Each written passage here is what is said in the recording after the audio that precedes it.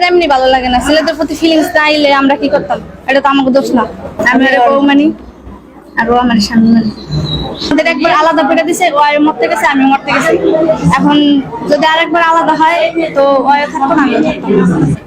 আর ওরে নিয়ে ডাক্তারের কাছে গেছিল, তো ডাক্তারও বলছে যে এটা স্বাভাবিক, এটা ঘরে বিয়ে দিতে পারতেন না ছেলের কাছে, রাখলে এভাবে রাখতে হবে, আনলে ওই মেয়ের সাথে রাখতে হবে। আমারে এক মানুষই ডাক্তারের কাছে নিছে, হ্যাঁ এরা ভাবছে যে হয়তো কোনো সমস্যা হয়েছে, তো হ্যাঁ বলছে যে এটা হরমোন থেকে সমস্যা, এরা মেয়ের সাথে হয় এমন অনেক সময়, মানে ফিলিংস আপনার যেমন ছেলের প্রতি একটা মেয়ের প্রতি আসে, এমন ওর কি একটা মেয়েরে ভালো লেগে গেছে আর মেয়ের সাথে থাকতে চায়।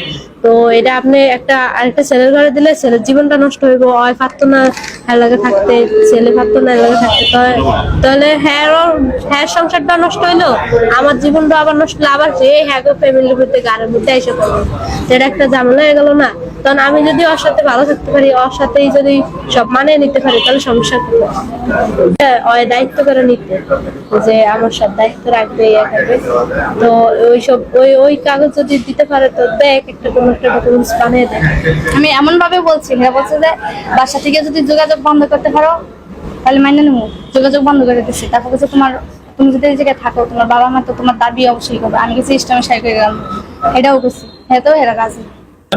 ছেলে বাবা দেখি তো মেয়ে জান্য রিলেশনে গেছি, ওই মেয়ে জান্য তো রিলেশনে গেছি। আমরা একসাথে থাকতে চাই, বিয়ে হোক বা না হোক। আমারও একসাথে থাকতে চাই ওর সাথে, বিয়ে হোক বা না হোক। আমাদের পরিচয় আর কি মানে টিকটক থেকে, তারপরে সে রিলেশনে যাই, তারপরে পরে রিলেশনে যাওয়ার পরে যখন রিলেশনের বয়স 8-9 মাস, তখন ও আমাদের বাসায় যায়। ওর বাসা থেকে নাকি বিয়ে ঠিক করছে, আমার কাছে না জানাই যায়। তারপরে সে গেছে, যাই হোক, তারপরে আসার পরে হচ্ছে বাসায় পুলিশ যায়। পুলিশ যাওয়ার পরে ওর মা, ওর বোন, বড় বোন বলতেছে যে না থাকুক, হ্যাগর আমরা চিনি, হ্যাগর বাসায় থাকুক, সমস্যা নেই। কিন্তু পুলিশে তো আর রাখতো না, যে জিডি করছে এর মাথায় একটু সমস্যা ছিল। হে কইতেছে না আমার বোন ওই জায়গায় থাকতো না, আপনারা থানায় নিয়ে যান। তারপরে যাই হোক থানায় লেগে গেছে। তারপরে সে মানে বাসায় পরে 3-4 দিন যোগাযোগ করতে দেয়, হঠাৎ যোগাযোগ বন্ধ হয়ে যায়। তারপরে সে আমি ফাঁক লেগে গেছে যে যোগাযোগ বন্ধ হয়ে গেছে। পরে আর কি কেউ কিছু না জানেই বাসায় আয়া পড়ার পরে সে রাত ওই দিনকে ঝামেলা করছে অনেক। তারপর সে রাতে রাখছে ওর বাসায়, রাখার পরে সকালে হচ্ছে থানায় নিয়ে আসার পরে এরপরে হচ্ছে মানে আমার বাসায় ভাড়াই দেয় কি ওসি নাকি, হ্যাঁ বলছিল যে 2টা জীবন চাইবো।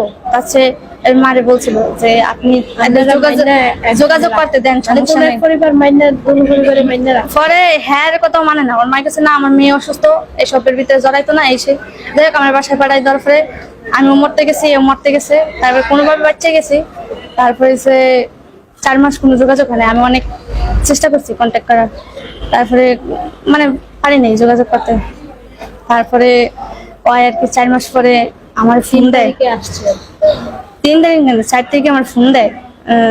আমি গোসল করে করতেছি, তখন ফোন দিছে আমি আসবো, আমি যা চাই।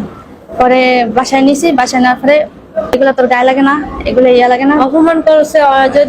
যদি খারাপ উদ্দেশ্যে থাকতো এত কিছু পরও কি হয় আসতো, ওর কিছু যদি কোনো গ্যাং ট্যাং ইয়েতে থাকতো, এরা তো ভাবতেছে কোনো গ্যাং আছে, আপনি তদন্ত করে দেখেন। তারপরে সে মানে আমাদের এলাকায় সবাই জানে যে আমি ওর সাথে রিলেশন করি, আমাকে বাসায় গেছিল, করছিল। এলাকার এমন কোনো মানুষ নাই যে জানে না। এরপরে সে মানে ওরা নিয়ে আসার পরে আমার বাবাই বলতেছিল যে এখন দাঁড়ান আমি করে লই। পরে আমার বাবাই বলতেছে যে যদি তুমি আবার যাও, ওর সাথে যাও বা ওরে আমরা রাখি, তাহলে তো আবার থানা পুলিশ হইব।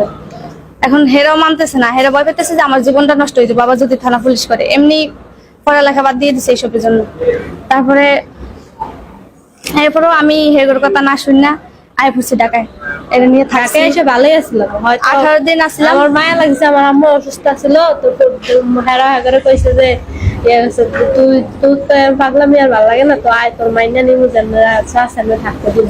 তো থাকতে দিয়ানোর কথা কই এখন পুরা করছে, কারণ এটা কার মানে হ্যাঁ 18-20 দিন আসছিলাম। হ্যাঁ এর মধ্যে কোনো সমস্যা হয় না।